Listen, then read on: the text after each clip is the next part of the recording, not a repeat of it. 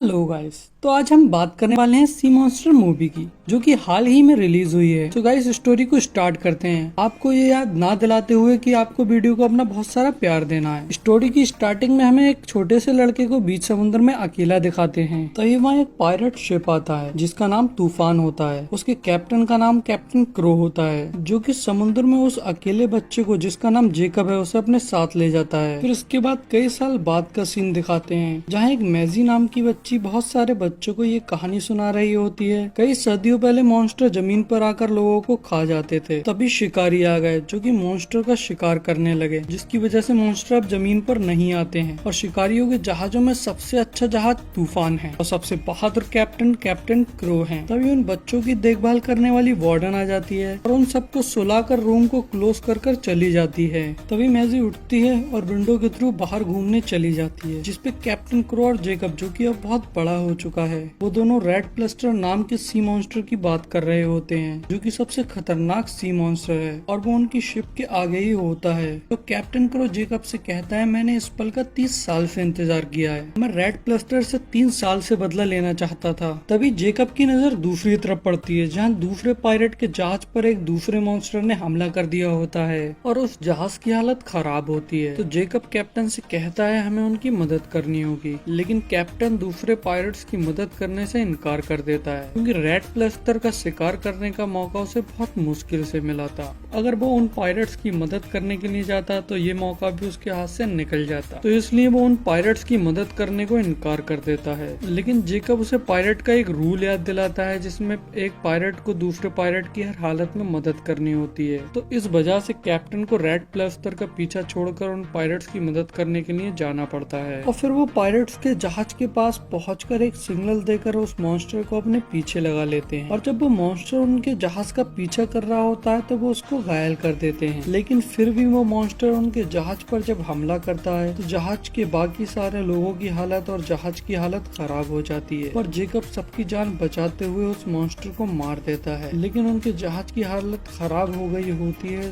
तो वो उसकी मरम्मत कराने के लिए वापस चले जाते हैं। वहाँ पहुंचकर वो ऐलान करते हैं, हम 2 दिनों के लिए रुकेंगे, जहाज की मरम्मत होते ही हम वापस निकल जाएंगे। जिसके बाद वो लोग जश्न मनाते हैं और फिर हमें मेजी को दिखाते हैं, जो कि जेकब से मिलकर उसकी तारीफ करती है और उससे कहती है, मैं भी आपकी तरह शिकारी बनना चाहती हूँ। तो जेकब उससे पूछता है, तुम कहाँ रहती हो? तो वो बताती है, मैं ऑर्फेन में रहती हूँ, जहाँ राजा शहीद हुए शिकारियों के बच्चों को रखते हैं, क्योंकि मेरे माता पिता भी शिकारी थे और वो मोनार्क नाम के जहाज पे शहीद हो गए। तो जेकब उससे कहता है, तुम अभी बहुत छोटी हो, थोड़ी बड़ी हो जाओ फिर जहाज पर जाना। लेकिन मेरी जिद करने लगती है, तो जेकब उसे ऑर्फनेज भिजवा देता है। और उसके बाद अगले दिन कैप्टन और जेकब राजा के पास जाते हैं, जहाँ उन दोनों को लगता है कि राजा उनसे खुश होंगे क्योंकि उन्होंने एक सी मॉन्स्टर को मारा है। लेकिन राजा को ये पता चल गया होता है कि कैप्टन ने अपने रूल के चक्कर में रेड प्लस्टर को जाने दिया, जिसकी वजह से राजा उनसे नाराज होकर कहता है, हमें तुम्हारी अब जरूरत नहीं है। अब वो उन लोगों को एक जहाज दिखाता है और कहता है, अब से सी मॉन्स्टर को मारने का काम हमारे एडमिरल कर लेंगे। कैप्टन क्रो को ये बात जानकर बहुत गुस्सा आ जाता है और राजा को भला बुरा कह देते हैं। तो राजा उन्हें गिरफ्तार करने का ऑर्डर दे देता है, लेकिन जेकब राजा से कहता है, हमें सिर्फ एक मौका दे दीजिए। अगर हमने रेड प्लस्टर को मार दिया तो हमारे साथ काम करते रहना, पर हमसे पहले अगर एडमिरल ने रेड प्लस्टर को मार दिया तो मैं मान लूंगा आपको हमारी जरूरत नहीं है और हम चुपचाप यहाँ से चले जाएंगे। जिसके लिए राजा और एडमिरल मान जाते हैं। तभी इसके बाद तूफान को दिखाते हैं, जहाँ पर मदिरा के ड्रम खोले जा रहे होते हैं, इस खुशी में कि आज हम रेड प्लस्टर को मार देंगे। तभी उन मदिरा के ड्रम में से मैसी निकलती है, जो कि किसी तरह छुपकर ड्रम में बैठ गई थी। तो उसे देखकर जेकब कहता है, तुम यहाँ क्यों आई? लेकिन मैसी फिर से कहती है, मैं तुम्हारी तरह बनना चाहती हूँ। कैप्टन कहता है, इसे जहाज पर रहने दो। वो ऐलान करता है, इसके बाद तूफान का कैप्टन जेकब होगा। फिर हमें दिखाते हैं वो लोग रेड प्लस्टर के पास पहुँच जाते हैं और उस पर हमला करके उसके अंदर भाले भोग देते हैं, जिनमें रस्सी बंधी होती है और उस रस्सी का दूसरा हिस्सा जहाज से बंधा होता है, जिससे रेड प्लस्टर जहाँ भी जाता है जहाज भी उसके पीछे पीछे उसी स्पीड से जाता है। तभी रेड प्लस्टर वहीं गोल गोल घूमने लगता है, जिससे वहाँ पर एक टोर्नेडो बनने लगता है। तो जेकब कैप्टन से कहता है, हमें रस्सी को काटना होगा, नहीं तो सब लोगों की जान चली जाएगी। लेकिन कैप्टन ऐसा करने से इनकार कर देता है। तभी हमें दिखाते हैं मेजी रस्सी को काट रही होती है, तो कैप्टन उससे मना करता है और जेकब को उससे रोकने को कहता है। तो जेकब मेजी के पास जाता है, लेकिन उसके हिसाब हिसाब से भी रस्सी को काटना सही था, इसलिए वो मेजी को नहीं रोकता है। और जब रस्सी कटती है तो शिप में एक झटका आता है, जिससे जेकब और मेजी जहाज से निकलकर पानी में गिरते हैं। कैप्टन जेकब से कहता है इस लड़की को यहाँ लेके आओ, मैं इसे जान से मार दूंगा, लेकिन जेकब ऐसा नहीं करता है। वही जहाज से गिरी हुई एक बोट पे मैसी को बिठाता है और जहाज से दूर जाने लगता है। तभी अचानक से मॉन्स्टर बाहर आता है और उन दोनों को खा जाता है और वहाँ से चला जाता है। तो इसे देखकर कैप्टन को बहुत दुख होता है, क्योंकि कैप्टन जेकब को अपने बेटे की तरह मानता था। और कैप्टन की जहाज की हालत बहुत खराब हो गई थी,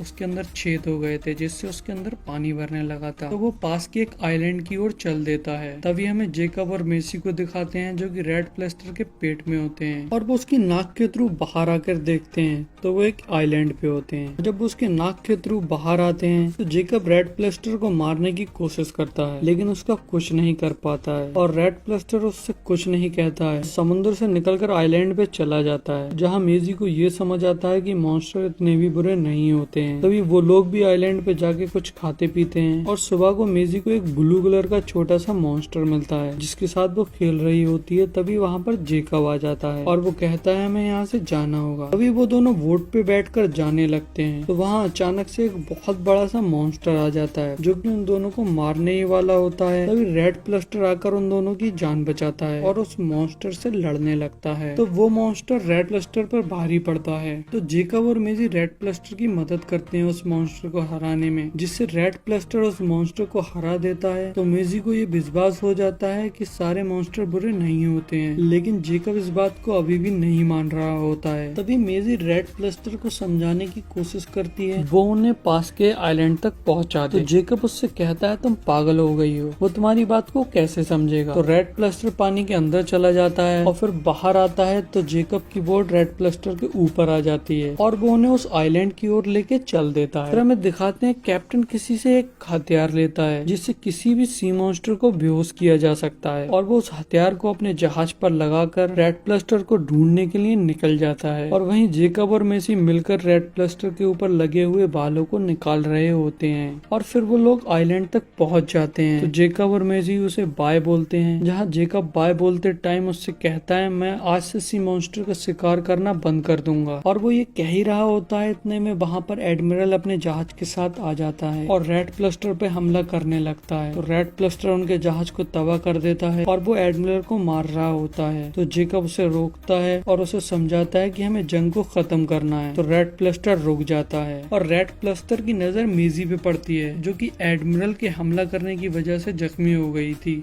तभी अचानक से आसमान में एक सिग्नल दिखता है, तो पता चलता है कैप्टन क्रो भी वहाँ आ चुका है और वो रेड प्लस्टर पे उस हथियार से हमला करके उसे बेहोश कर देते हैं। इसके बाद कैप्टन की नजर जेकब पे पड़ती है, जिसे देखकर वो काफी हैरान और खुश हो जाता है। तभी जेकब जहाज पर आकर मेजी का इलाज कराता है और कैप्टन को सारी बात बताता है कि कैसे उस मॉन्स्टर ने उन लोगों की मदद की और उन लोगों ने मॉन्स्टर की मदद। लेकिन कैप्टन क्रो उसकी बात को नहीं सुनता है। वो रेड प्लस्टर को लेकर राजा के महल पहुंच जाता है, जहां वो सबके सामने रेड प्लस्टर को मारने वाला होता है। तो जेकब उसे रोक लेता है और कैप्टन से कहता है मैं तुम्हें ऐसा नहीं करने दूंगा। तो उन दोनों के बीच में फाइट होने लगती है, जो कि कैप्टन जीत जाता है और जेकब को नीचे पानी में फेंक देता है। तभी हमें मेजी को दिखाते हैं जो कि रेड प्लस्टर की रस्सी को काट देती है, जिससे वो आजाद हो जाता है। और जब वो हिलता है तो उसके ऊपर कैप्टन होता है जो कि नीचे गिर जाता है। बहुत सारे लोग होते हैं जो कि ये देखकर काफी डर जाते हैं। तभी रेड प्लस्टर कैप्टन को मारने के लिए बढ़ता है तो मेजी बीच में आ जाती है और उसे रोक लेती है, जिसे देखकर वहाँ सारे लोग बहुत हैरान हो जाते हैं। और वहाँ जेकब भी आ जाता है और सबसे कहता है हम इस जंग को यहीं खत्म करते हैं, अब से सी मॉन्स्टर का शिकार कोई भी नहीं करेगा। तभी मेजी और जेकब रेड प्लस्टर के ऊपर चढ़ जाते हैं, जहाँ मेजी सबको पुरानी बुक्स दिखाकर जो कि कैप्टन के रूम से मिली थी उन बुक्स को दिखाकर कहती है ये मॉन्स्टर कभी भी बुरे नहीं थे।